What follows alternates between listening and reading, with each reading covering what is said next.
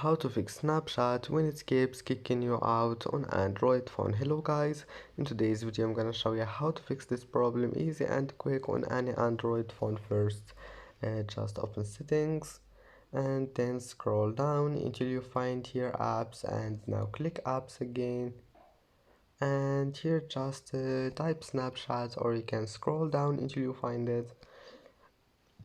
And first thing you need to do here is to click your storage, and then click clear cache, and then go to click force stop, and now permissions, and allow all of those permissions here.